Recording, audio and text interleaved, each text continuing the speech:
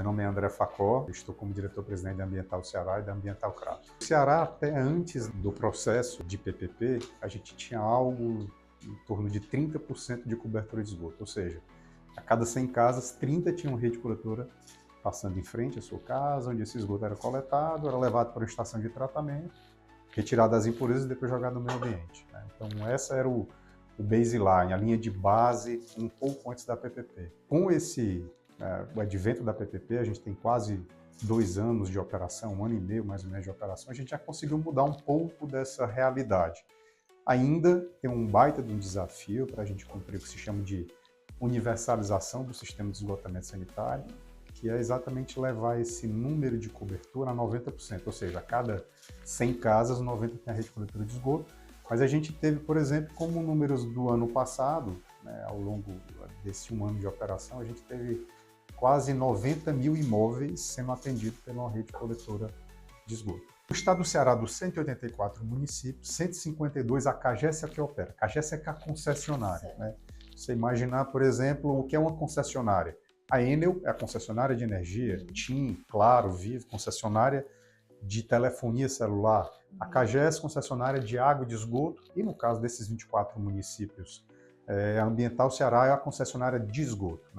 Então a gente tem 184 municípios, desses 184, 152 a CAGES é a concessionária de água e de esgoto, os outros 32 municípios são concessionários municipais. Normalmente são sistemas autônomos de água e esgoto, são sistemas vinculados diretamente à prefeitura. Nos 24 municípios, a gente tem 9 anos para cumprir essa meta da universalização, que é garantir o acesso a todo mundo. Então, é o que se chama desse 90% de cobertura. Então, temos 9 anos para fazer isso aí, independente de local que seja.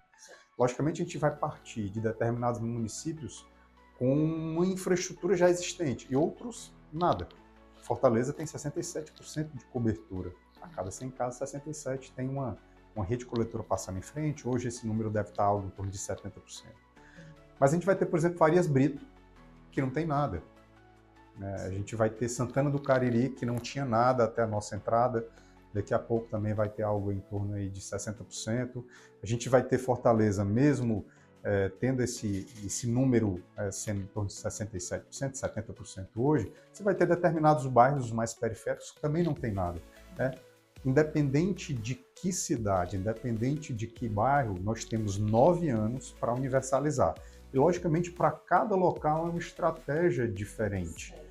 Fortaleza, por ser uma cidade, por exemplo, com um trânsito muito intenso, a nossa estratégia é que essas obras elas possam ser feitas sem mudar muito a dinâmica da cidade. Qualquer avenida que você interrompa o fluxo por menor tempo que seja, gera um baita de um transtorno. Então, para cada realidade, a gente tem uma estratégia muito à parte. O certo é que, pelo que está previsto na própria parceria público-privada com a CAGES, a gente já tem até 2033 para chegar na universalização, independente se é uma área periférica, se é um município que já tem um atendimento adequado de esgoto ou um município que não tem nada, esses 9 anos vão ser essenciais, porque a gente vai chegar assim à universalização. Mas como é que a gente realiza essas obras sem causar grandes transtornos, sem que você tenha, na verdade, uma rejeição natural da população em qualquer intervenção viária, ela não possa ser até mais agravada. Vou dar um exemplo. Determinadas ruas que têm um comércio ativo, você tem que ter uma estratégia em que você entre e que você saia dessa rua no espaço de tempo que não inviabilize o negócio. Isso é uma coisa. O outro grande desafio é como é que a gente muda a percepção da população para entender que essa infraestrutura é básica. As pessoas ainda têm muita resistência em relação, não vou dizer tanto à água, você abre uma torneira e você já visualiza aquilo, mas aquilo que é um pouco invisível é a parte do esgoto, que depois que você dá a descarga, o que é feito, ou o próprio lixo, depois que você coloca na rua, o que é feito. As pessoas têm muita resistência e talvez até por falta dessa conscientização, dessa educação, que não foi feita ao longo do tempo, de entender que esses resíduos eles precisam ser tratados antes de ser jogados no meio ambiente. Então, um outro grande desafio é a questão cultural mesmo. Como é que você educa, conscientiza para que a população passe a valorizar aquilo e que ela passe a cobrar para que isso seja feito no menor espaço de tempo possível. Não existe infraestrutura, não existe serviço público que seja tão transversal quanto o saneamento. O saneamento ele interfere na saúde, é fácil da gente ver, né? Você tem mosquito, que é o transmissor de doenças, em ambientes que não tem uma infraestrutura de saneamento adequado, que não coleta o lixo de forma adequada, que não tem o esgoto correndo na calçada, mas saneamento interfere na educação. Então, por exemplo, você tem muito claramente dados que mostram que locais onde você não tem essa infraestrutura de saneamento devidamente instalada, você tem crianças com aprendizado um pouco mais lento do que locais que você tem a infraestrutura instalada. Isso é um fato interessante. No Nordeste, quem mais é acometido por doenças de transmissão hídrica, de veiculação hídrica chamadas, são as crianças. No Sul são os idosos. Então, normalmente, essas crianças que não têm essa coleta de esgoto de forma adequada, ela tende a adoecer um pouco mais, ela vai faltar aula, ela vai diminuir a quantidade de acesso ao conteúdo, né? Mas cada vez mais tem se falado que, por exemplo, o segundo cérebro da gente é o sistema digestório, né? Por conta da microbiota. Então, se crianças recorrentemente têm problemas, por exemplo, de diarreia, essa microbiota, ela interfere no processo cognitivo de aprendizagem, né? Então, você vai ter como se fosse mesmo um processo que pode ser um pouco mais retardado, não só porque ela está faltando, mas pela condição geral de saúde dela interfere, né? E também do mesmo jeito, de forma curiosa, nos locais que tem uma rede de esgoto, nos locais que tem uma infraestrutura de saneamento adequado, a nota do Enem na redação é melhor do que locais que não tem. Você tem algo em torno aí de 20 a 25% de diferença na nota da redação. Bom, saúde, educação. Normalmente aqui no Nordeste, quem cuida da criança quando ela está doente é a mãe. Se a mãe trabalha, ela vai faltar o trabalho. Então, outra interferência muito grande é exatamente na geração de renda, na economia.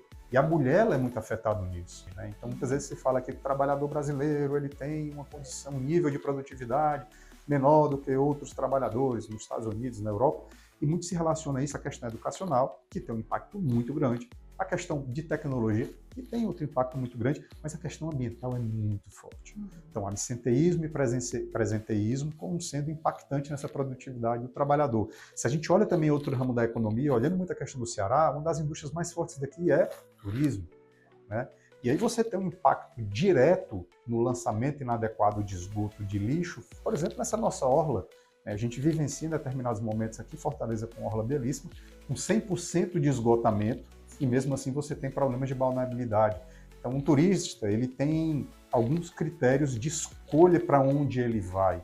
O primeiro deles é exatamente ser um local que seja atraente, que eu consiga chegar fácil, mas ele quer fugir de más experiências. E num local que ele tem a poluição como sendo os aspectos, vai ser um local que ele vai possivelmente uma vez, tem uma má experiência, ele não volta mais. Então, eu poderia aqui elencar diversas outras questões, né? A questão propriamente da valorização imobiliária, locais onde você tem uma infraestrutura adequada de saneamento, os imóveis tendem a ser melhor avaliados, o aluguel é mais caro, o valor do imóvel é melhor, mas se a gente pegar todas essas áreas, ela tem, na verdade, como fio condutor o saneamento. O saneamento ele tem a capacidade de melhorar a saúde, de melhorar a educação, de melhorar a economia e, de alguma maneira, melhorar a qualidade de vida de qualquer sociedade, né? Ele, na verdade, é a infraestrutura básica. Não tem uma outra infraestrutura que seja tão impactante quanto o saneamento na vida geral da população. Infelizmente, a gente está anestesiado para isso, né? Mas o saneamento ele é básico por esse poder que ele tem e ele é a base de tudo. Não existe país desenvolvido que não tenha resolvido essa questão do saneamento, e aqui no Brasil a gente tem um desafio ainda enorme pela frente, né? E esse trabalho que a gente faz de conscientização é exatamente para trazer essa urgência, porque normalmente quem é mais impactado por isso são mais vulneráveis.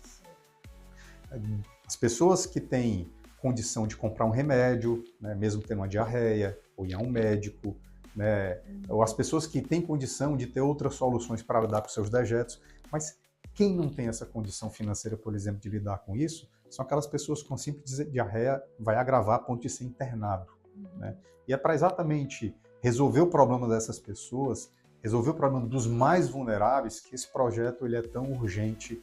E eu gosto sempre de falar, né, que o maior projeto de proteção à vulnerabilidade social é exatamente investir em saneamento básico. Engraçado, o Ceará é um dos estados mais pobres do país, conseguiu lançar num setor que sempre foi muito marginalizado, que é o saneamento, a infraestrutura mais deficitária que a gente tem, mais deficitária do que energia, do que telefonia, do que transporte público, o Ceará conseguiu lançar o maior projeto do país, né? Isso é algo que acho que tem que ser digno de muito orgulho, realmente tem que ser fruto de muito orgulho do cearense.